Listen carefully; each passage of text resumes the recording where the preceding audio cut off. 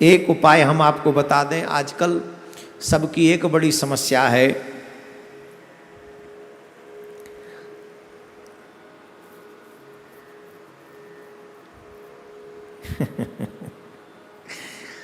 उपाय बताऊं? अभी तो पत्नी पति से वियोग करवा रहा था, अब आपको एक साथ रहने का उपाय बता रहा हूं। जितने भी धर्मपरायण पति पत्नी हैं, आपके बीच में कभी लड़ाई न हो, ऐसा छोटा छोटा एक दो प्रयोग कर लीजिए। सुनेंगे कि नहीं सुनाऊं? जिन पति पत्नी में आपस में बीच में कभी कभी झगड़ा होता है वो सुने, जिनमें छोटी छोटी लड़ाइयाँ होती हैं वो सुने, जिनमें एक दूसरे की बात को सुनने की क्षमता नहीं होती है वो सुने। जो चाहते हैं हमारा संबंध बड़ा अच्छा सा बना रहे, पति पत्नी जो चाहते हैं अच्छा संबंध बना रहे, वो एक दो उपाय बता रहा हूँ, बड़े ध्यान से सुने और कम से कम ये उपाय 27 दिन तक लगातार करें। और हाँ, एक उपाय करते समय कई उपायों को एक साथ न करें, एक उपाय को ही करते रहें, वही आपको उस रास्ते में अच्छी तरीके से ले जाएगा। तो जो जो लोग ये चाहते हैं कि हमारे पति पत्नी में वो बात बनी रहे, ठीक ठाक बनी रहे, तो आप सबसे एक निवेदन है, आपके सोने का तरीका भी, आप कौन सी दिशा में सोते हैं ये भी महत्वपूर्ण है। श्री हरिवंश पुराण में अच्छा उपाय, ये हरिवंश पुराण का उपाय नहीं, हम आपको बता रहे हैं, हमारे हाथ में आया है, हम भी यहीं पढ़ रहे हैं। हमको कहा है कि ये उपाय बताना, आजकल बहुत पति पत्नी में लड़ाई होती है, तो इसलिए ये उपाय बता दीजिए। अब इसमें जो लिखा है वही बता रहे हैं हम, सुन लो। पति पत्नी की तकिया दो नहीं होनी चाहिए, एक लंबी सी तकिया होनी चाहिए, एक ही तकिया पे दोनों का सिराना होना चाहिए। इसीलिए शायद हमने देखा है कई होटलों में बड़े लंबे लंबे तकिया होते है ना, तो होटल वाले ज़्यादा अच्छा जानते हैं गृहस्थियों से कि तकिया कितना बड़ा हो। तो एक तकिया लंबा होना चाहिए, उसी पे दोनों का सर होना चाहिए। दूसरी बात, पत्नी को पति के बाईं ओर सोना चाहिए, दाईं ओर नहीं, लेफ्ट हैंड साइड पत्नी को, और वाम भाग ही है पत्नी का।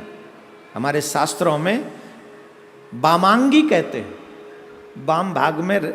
आप जहां भी जाएंगे भगवान के युगल सरकार के दर्शन करेंगे तो किशोरी जी वाम भाग में ही है। इसीलिए पत्नी को बैठना भी वाम भाग में चाहिए, लेटना भी वाम भाग में चाहिए, और ज्यादातर वाम भाग में रहे। राइट हैंड साइड से पूजा में होती, ये ध्यान रखें।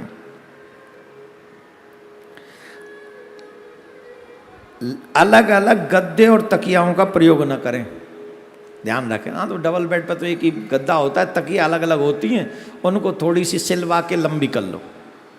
एक उपाय।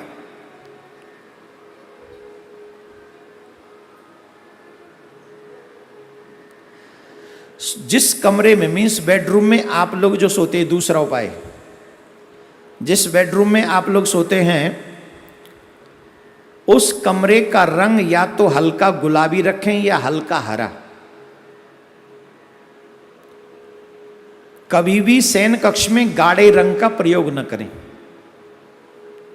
जो गहरे रंग होते हैं शयन कक्ष में, गहरे रंग का प्रयोग न करें, गाढ़े रंग का प्रयोग न करें।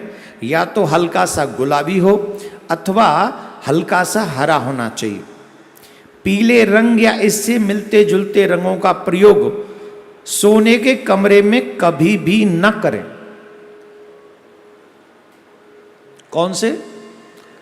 पीले रंग या इससे मिलते जुलते रंग, जो पीले रंग से कहीं टच होते हों, थोड़े बहुत मिलते जुलते हों, ऐसे रंग का प्रयोग कभी भी बेडरूम में न करें।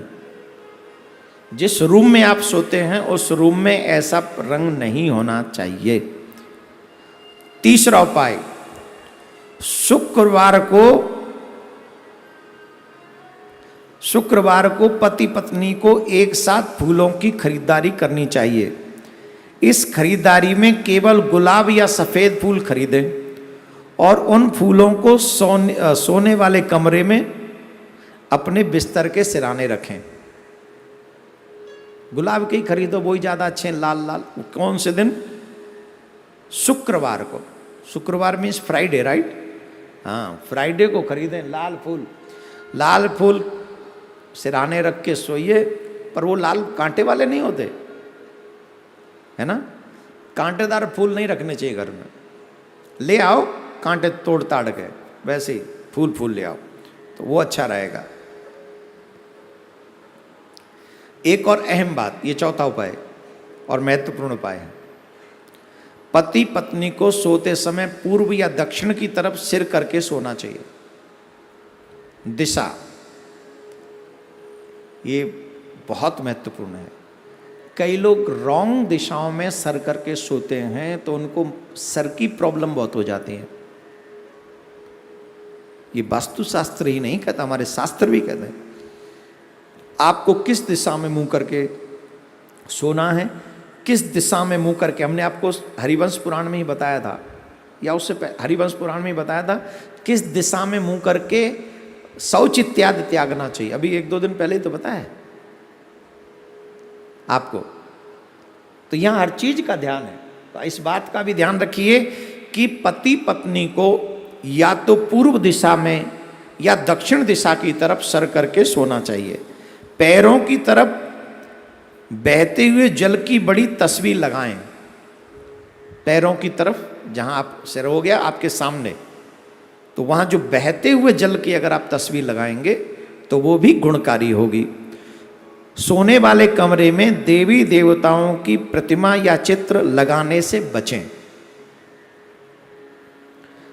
आपके कमरे में देवी देवताओं, जिसमें आप सोते हैं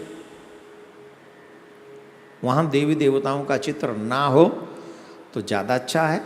आप जानते होंगे वैसे तो भगवान समदर्शी हैं, समदृष्टा हैं, पर फिर भी शयन कक्ष में सो रहे हो जन कैसे कैसे खर्राटे लोग हैं, तो वहाँ भगवान रहें वो ठीक नहीं।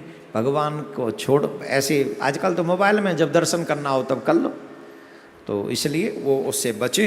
ये कुछ उपाय मुझे बताए गए, अभी और भी हैं उपाय तो, हाँ ये रहे, और 2 उपाय और हैं। बताऊँ कि छोड़ूँ? समय तो हो गया, बता दूँ कि छोड़ दूँ? हाँ, फ्री में मिल रहे हैं, कौन सी दक्षिणा देनी पड़ रही। आय हाय, ये बड़ा अच्छा उपाय, प्रत्येक पत्नी को पसंद आएगा। पत्नी तो कह रहे होंगे महाराज ये उपाय पहले नंबर पे रखना चाहिए था आपको, उपाय बड़ा अच्छा है। ये भी शुक्रवार वाले दिन हल्की सुगंध वाला परफ्यूम, इत्र पति को खरीदना चाहिए और अपनी पत्नी को